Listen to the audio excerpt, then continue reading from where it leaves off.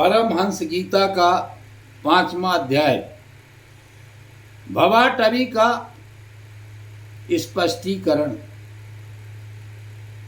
श्री सुखदेव जी कहते हैं, हे राजन, देहाभिमानी जीवों के द्वारा सत्वादि गुणों के भेद से शुभ, अशुभ और मिश्र 3 प्रकार के कर्म होते रहते हैं।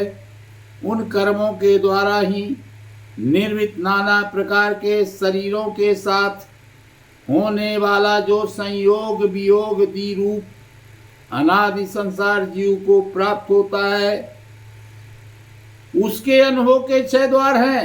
मन और 5 ज्ञानेंद्रियां, उनसे विवश होकर यह जीव समूह मार्ग भूलकर भयंकर वन में भटकते हुए धन के लोभी बंजारों के समान परम समर्थ भगवान विष्णु के आश्रित रहने वाली माया की प्रेरणा से बीहड़ बन के सामान दुर्गम मार्ग में पड़कर संसार वन में जा पहुंचता है। यह वन शमशान के समान अत्यंत अशुभ है। इसमें भटकते हुए उसे अपने शरीर से किए हुए कर्मों का फल भोगना पड़ता है। यहाँ अनेकों विघ्नों के कारण उसे अपने व्यापार में सफलता भी नहीं मिलती, तो भी यह उसको श्रम को शांत करने वाले श्री हरि एवं गुरुदेव के चरणार बिंदु मकरंद मधु के रसिक भक्त भ्रमों के मार्ग का अनुसरण नहीं करता। इस संसार वन में मन सहित 6 इंद्रियां ही अपने कर्मों की दृष्टि से डाकुओं के समान है। पुरुष बहुत सा कष्ट उठाकर जो धन कमाता है, उसका उपयोग धर्म में होना चाहिए।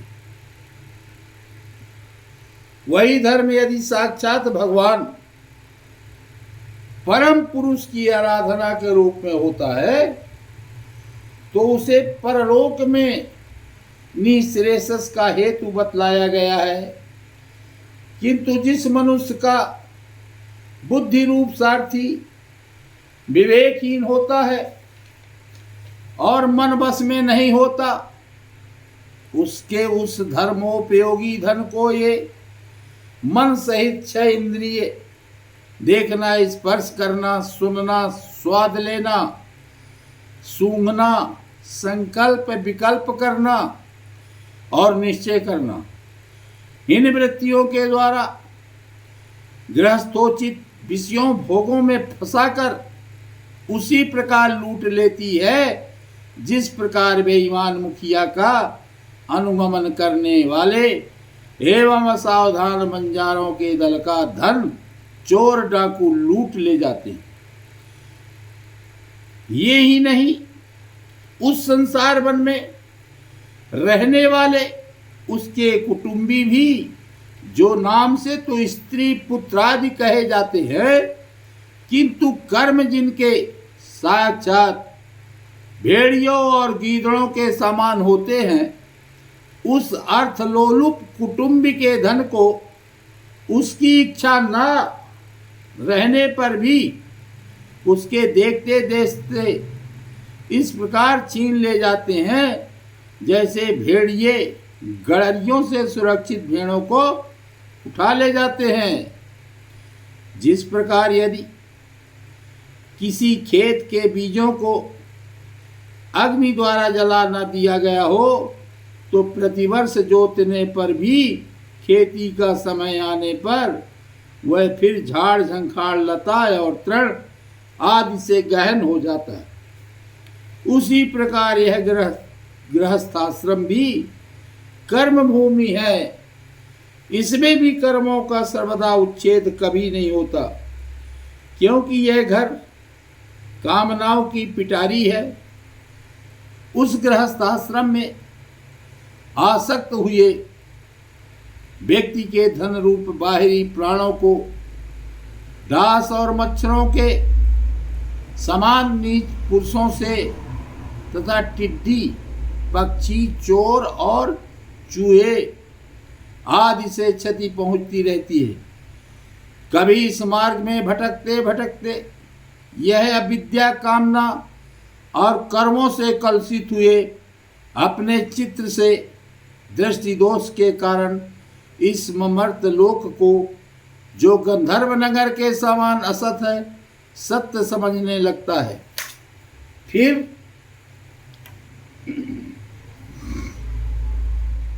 खान पान और स्त्री प्रसंगादि व्यसनों में फंसकर मृग तृष्णा के समान मिथ्या विषयों की ओर दौड़ने लगता है।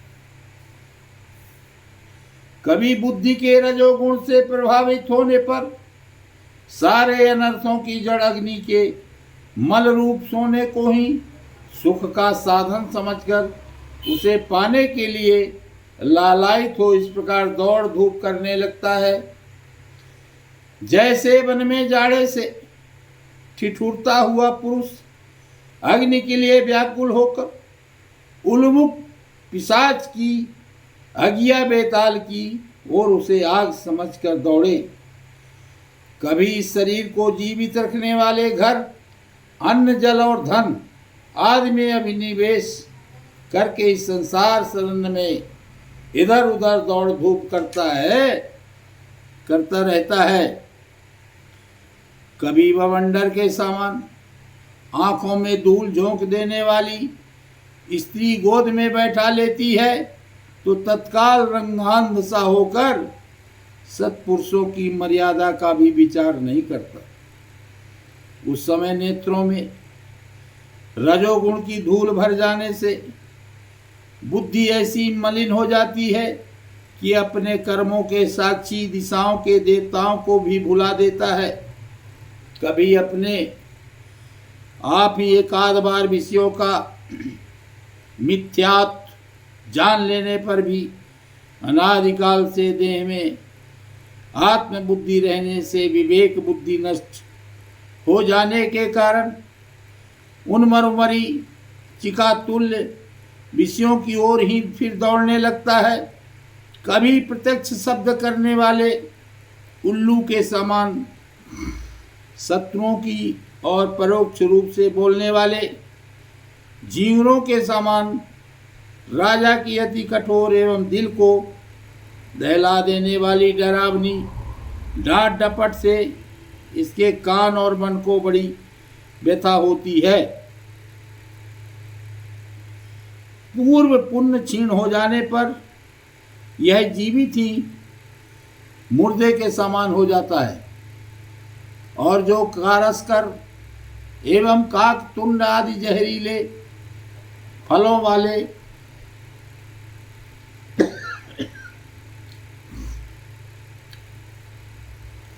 पाप वृक्षों, इसी प्रकार की दूषित लताओं और विषैले कुओं के समान है तथा जिनका धन इस लोक और परलोक दोनों के ही काम में नहीं आता और जो जीते हुए भी मुर्दे के समान हैं, उन कृपण पुरुषों का आश्रय लेता है।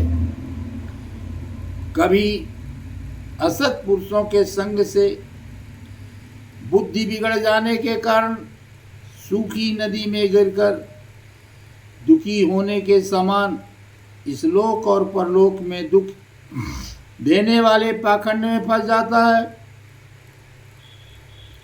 जब दूसरों को सताने से उसे अन्न भी नहीं मिलता, तब वह अपने सगे पिता पुत्रों को अथवा पिता या पुत्र आदि का एक तिनका भी जिनके पास देखता है, उनको फाड़ खाने के लिए तैयार हो जाता है।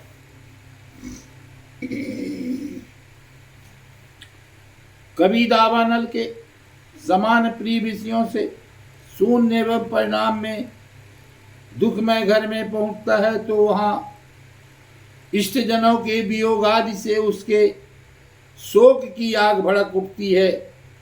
उससे संतप्त होकर वह बहुत ही खिन्न होने लगता है।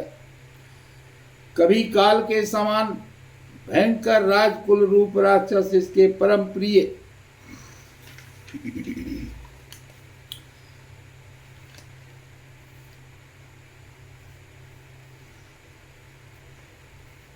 धन रूप प्राणों को हर लेता है तो यह मरे हुए के समान निर्जीव हो जाता है।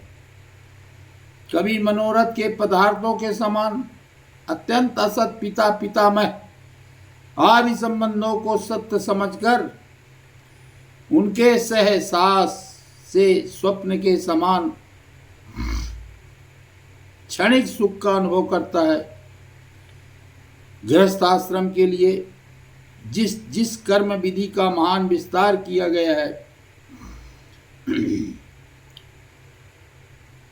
उसका अनुष्ठान किसी पर्वत की कड़ी चढ़ाई के समान ही है। लोगों को उस ओर प्रवृत्त देखकर उनकी देखा देखी जब यह भी उसे पूरा करने का प्रयत्न करता है तब तरह तरह की कठिनाइयों से क्लेशित होकर कांटे और कंकड़ों से भी भरी भूमि में पहुंचे हुए व्यक्ति के समान दुखी हो जाता है। कभी पेट की असह ज्वाला से अधीर होकर अपने कुटुंब पर ही बिगड़ने लगता है। फिर जब निद्रा रूप अजगर के चंगुल में फंस जाता है तब अज्ञान रूप घोर अंधकार में डूबकर सोने वन में फेंके हुए मुर्दे के समान सोया पड़ा रहता है।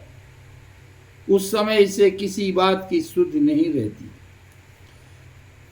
कभी दुर्जन रूप काटने वाले जीव इतना काटते हैं, तिरस्कार करते हैं कि इसके गर्व रूप दांत जिनसे यह दूसरों को काटता था टूट जाते हैं।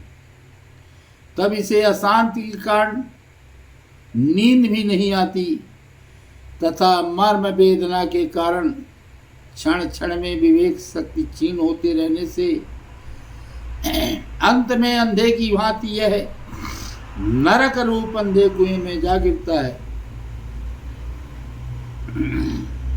कभी विषय सुख रूप मधुकणों को ढूंढते ढूंढते जब यह लुक छिप कर पर स्त्री या पर धन को उड़ाना चाहता है तब उनके स्वामी या राजा के हाथ से मारा जाकर ऐसे नरक में जा गिरता है जिसकी ओर छोर नहीं।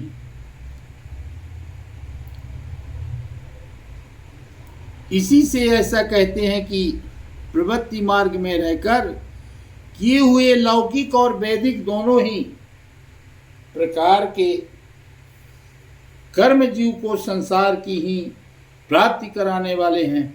यदि किसी प्रकार राजा आदि के बंधन से छूट भी गया तो अन्याय से अपहरण किए हुए उन स्त्री और धन को देवदत्त नाम का कोई दूसरा व्यक्ति छीन लेता है और उससे विष्णु मित्र नाम का कोई तीसरा व्यक्ति झटक लेता है। इसी प्रकार वे भोग एक पुरुष से दूसरे पुरुष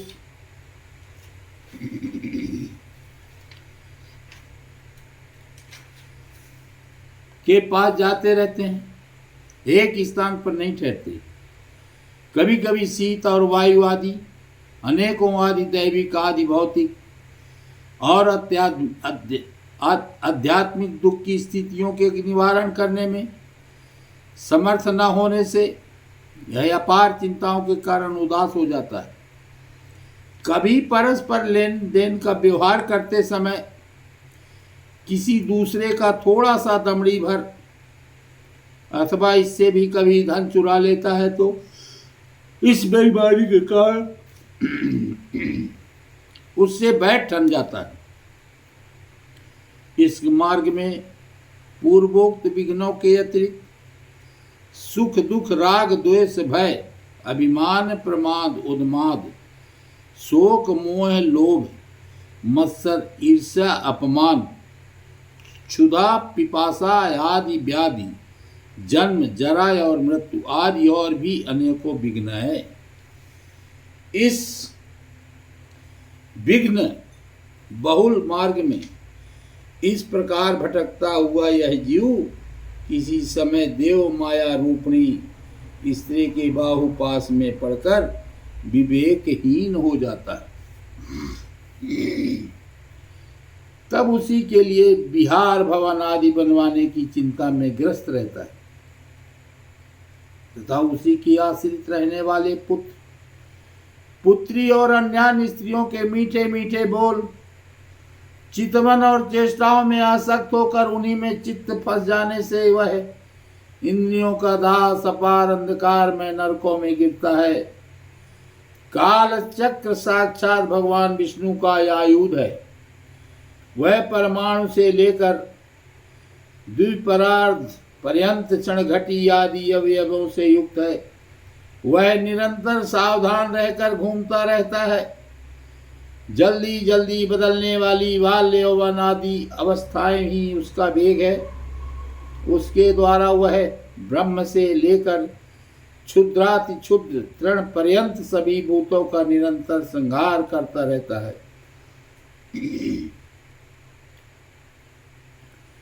कोई भी उसकी गति में बाधा नहीं डाल सकता।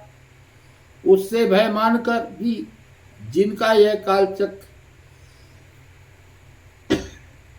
निज आयुध है, उन साक्षात भगवान यज्ञ पुरुष की आराधना छोड़कर यह मंदमती मनुष्य पाखंडियों के चक्कर में पड़कर उनके कंक गिद्ध बगुला और बटेर के समान आर शास्त्र बहिष्कृत देवताओं का आश्रय लेता है, जिनका केवल वेदबाह्य अप्रमाणिक आगमों ने उल्लेख किया है।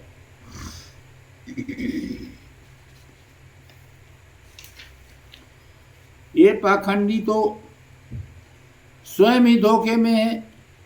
जब यह भी उनकी ठगाई में आकर दुखी होता है तब ब्राह्मणों की शरण लेता है, किंतु उपनयन संस्कार के अनंत स्रोत स्मार्त कर्मों से भगवान यज्ञ पुरुष की आराधना करना आदि जो उनका शास्त्रोक्त आचार है वह इसे अच्छा नहीं लगता। इसलिए वेदोक्त आचार के अनुकूल अपने में शुद्धि न होने के कारण यह कर्म शून्य शुद्ध कुल में प्रवेश करता है, जिसका स्वभाव वानरों के समान केवल कुटुंब पोषण और स्त्री सेवन करना ही है। वहां बिना रोक टोक स्वच्छंद विहार करने से इसकी बुद्धि अत्यंत दीन हो जाती है और एक दूसरे का मुख देखना आदि विषय भोगों में फंसकर इसे अपने मृत्यु काल का भी स्मरण नहीं होता।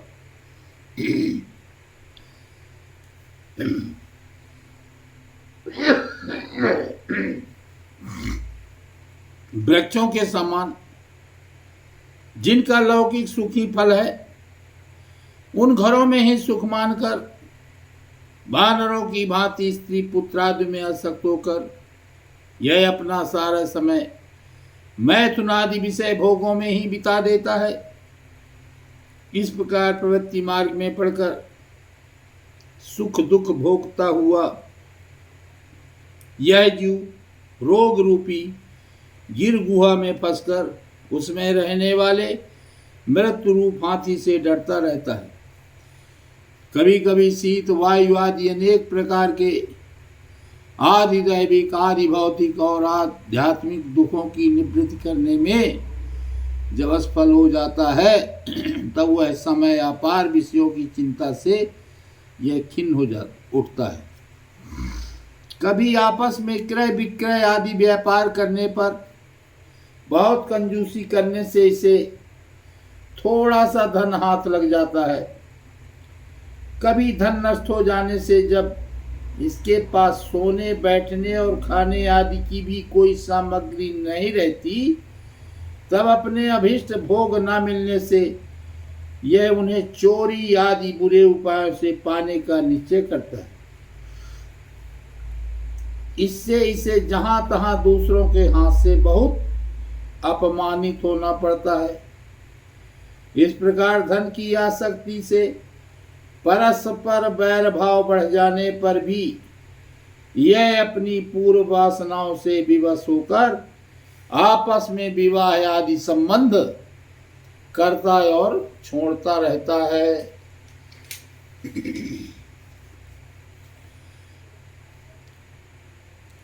इस संसार मार्ग में चलने वाला यह जीव अनेक प्रकार के क्लेश और विघ्न बाधाओं से बाधित होने पर भी मार्ग में जिस प्रकार जहाँ आपत्ति आती है अथवा जो कोई मर जाता है उसे जहाँ का तहाँ छोड़ देता है तथा नए जन्मे हुओं के साथ लगाता है।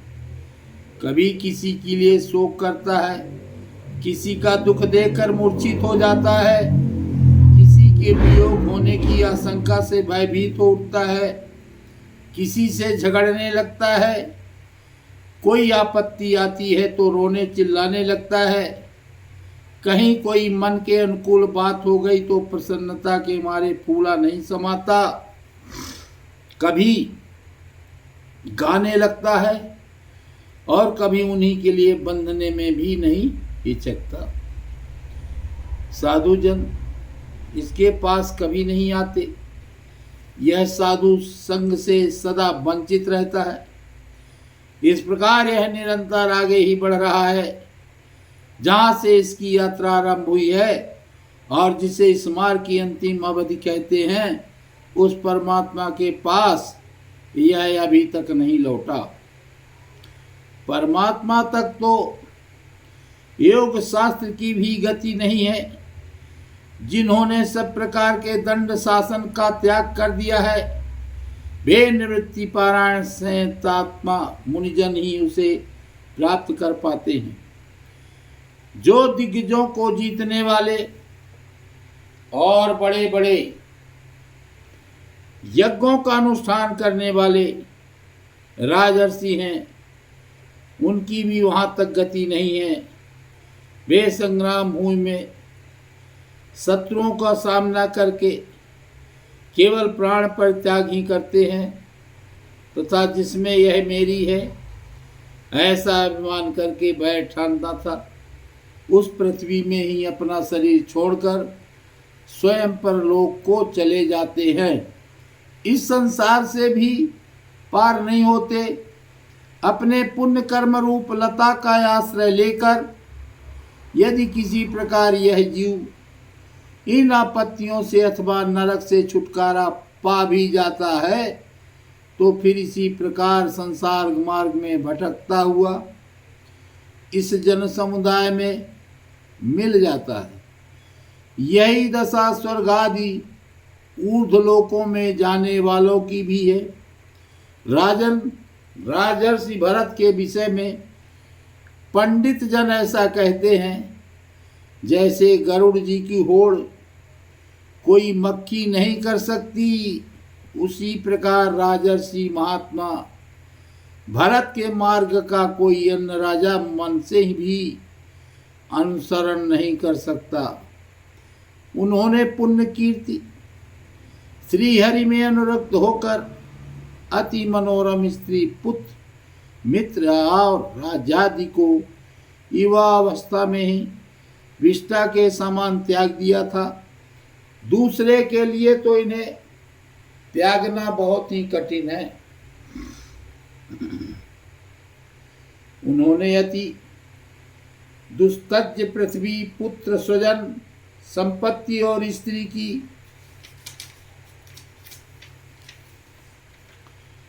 तथा जिसके लिए बड़े बड़े देवता भी लालायित रहते हैं, किंतु जो स्वयं उनकी दया दृष्टि के लिए उन पर दृष्टिपात करती रहती थी, उस लक्ष्मी की भी लेस मात्र इच्छा नहीं की। यह सब उनके लिए उचित ही था, क्योंकि जिन महानुभावों का चित्त भगवान मधुसूदन की सेवा में अनुरक्त हो गया है, उनकी दृष्टि में मोक्ष पद भी अत्यंत तुच्छ है। उन्होंने मृग शरीर छोड़ने की इच्छा होने पर उच्च स्वर से कहा था कि धर्म की रक्षा करने वाले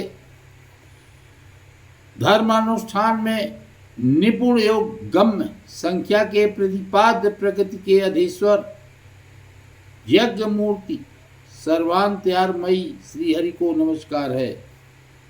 राजन, राजर्षि भरत के पवित्र गुण और कर्मों की भक्तजन भी प्रशंसा करते हैं। उनका यह चरित्र बड़ा कल्याणकारी, आयु और धन की वृद्धि करने वाला, लोक में सुयश बढ़ाने वाला और अंत में स्वर्ग तथा मोक्ष की प्राप्ति कराने वाला है।